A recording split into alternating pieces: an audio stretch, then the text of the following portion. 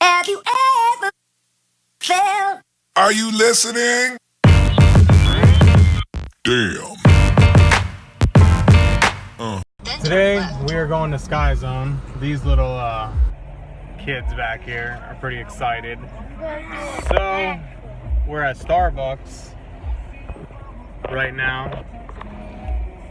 We're gonna be there for 90 minutes. The parents gotta find something to do. Probably sit on our phones while they have fun. Alright. Yeah. Yeah. Alright, so we're getting ready to leave the mall now. We got some pretty good deals. We couldn't go to Sky Zone because Aiden here, he has a cast on, and they're afraid he's gonna bash someone in the head doing a front flip. So I'm probably gonna go home and finish the car. I'm gonna change the oil, I'm gonna bleed the brakes, I'm gonna button it up, I'm gonna make sure everything's good. I do have one line that's touching the header, one of the AC lines. I gotta fix that. So we're at the Volusia Mall, and we just happened to come by Mustang Lifestyle's Turdzilla. There it is, in the flesh, Turdzilla. So, what's up, Mustang Lifestyle? I'm gonna throw this on my vlog. It's cool I seen your car. I don't know if you're at Firestone or AT&T, but car's looking good. So we're back home. We just got back from the mall. It's pretty cool that we saw Mustang Lifestyle's Turdzilla there. That was pretty cool. But right now, I'm gonna change my oil. And I was gonna get Mobil 1, but I decided to go with Castrol GTX. I did a lot of reviews, and the motor has about 70,000 miles on it. So I figured a high mileage oil, whatever, it's not supposed to burn, and it's a seal conditioner, and I figured for the next 3,000 miles, I'll give it a try. I was running Royal Purple in it, and not that it's cheaper to run the Castrol, it's just, I wanted to try this, I don't know, I mean, motor oil's motor oil. But anyway, so I do have the headers installed. Like I said, there is one line down on the passenger side that it kind of touches the header. I need to address that. I need to bleed my brakes, and I need to mess with the power steering a little bit.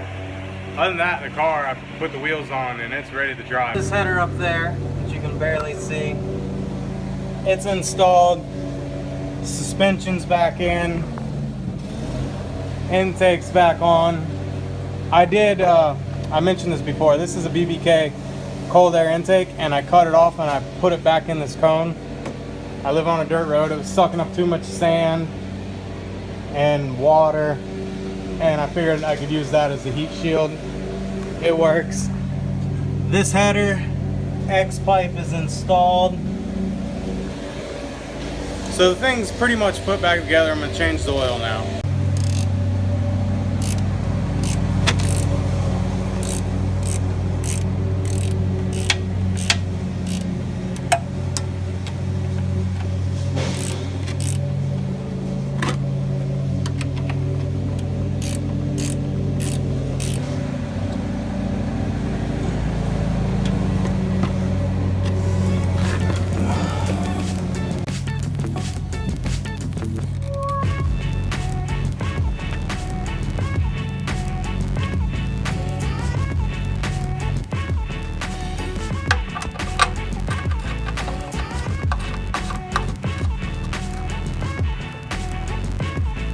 Alright, so what I'm going to do, I'm going to pour just a little bit of this because the oil filter is sideways, but I put just a little bit in there to get it started.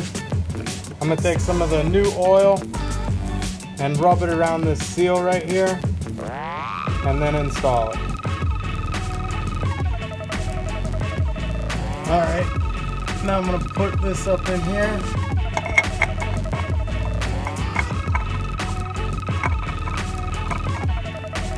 I pulled the plug, drained the oil, changed the oil filter. It's done. Cannon filter, plug pulled, oil is drained. Now all I gotta do is fill it up. Alright. If I was a funnel, where would I be? Look, right there. That's good enough. Alright, so the Mustang takes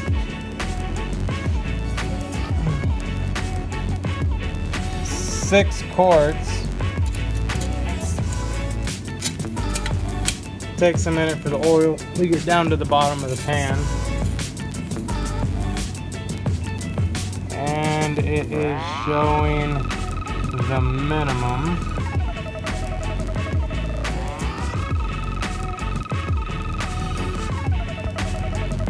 Right there. We'll go ahead and add in that extra quart and check it again. So this is what I'm using. Castrol GTX high mileage 5W30. I don't know if any of y'all have ever seen Engine Masters, but he does this fancy pour. Let's see if I can do it. There you go. Hats off the Engine Masters with their fancy pour. So this in all will make 6 quarts of oil in the 4.6, 99 to 04. This is after a header install. I thought while I had it on jack stands, it'd probably be ideal to do some fluid changes. So we'll check it again. Alright, so I've done an oil change. I've swapped out the factory H pipe for an X pipe. I put BBK shorty style headers. Part of the old H pipe, I couldn't get to the bolt and I knew I was taking it out anyway, so I cut it out. There's part of it. That would be the passenger side. It is a beast to get to, believe it or not. It is not easy to get to. All right, and here's the old manifolds. There's the old manifolds. I guess if I was doing a turbo or something, it'd be good to have, but I'm not. Supercharger is in the plans. Here's the old H pipe. Here's the old H pipe. You can see where I cut that off. I don't know if you can see it, the light. It is very bright. Here, I'll give you an underneath view. Oh, here's a dog. Okay, so I just had my son help me bleed the brakes. They weren't too bad. I gotta top it off with a little bit of brake fluid. Like I said, I pushed out a brake cylinder when I was messing around being stupid. Yeah.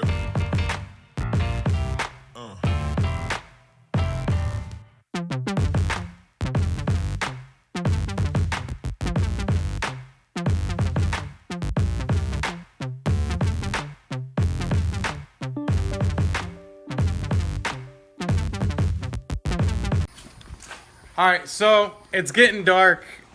We ran out and grabbed some food. So now I'm gonna finish this video. And so a couple things.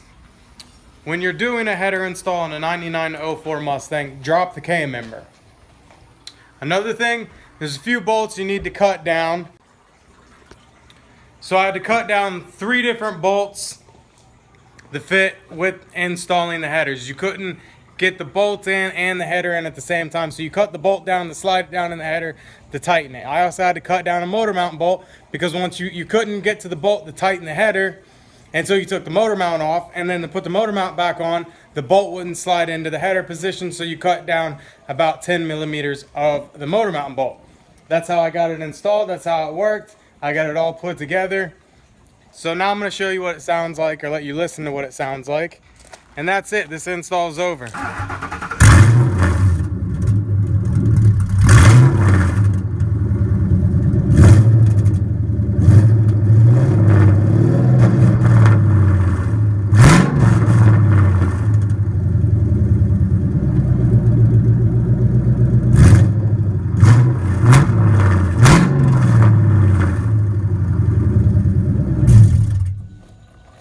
I should have hooked up my Rode mic, but I didn't. I'm just trying to get this done for the night.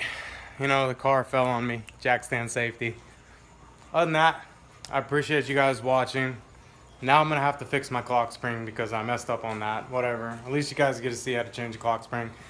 If not, more than likely, I am going to probably take that to the shop because I'm just done fooling with it for at least a week. I don't know. I might do it myself. It depends. I have to see if this mechanic gets back to me.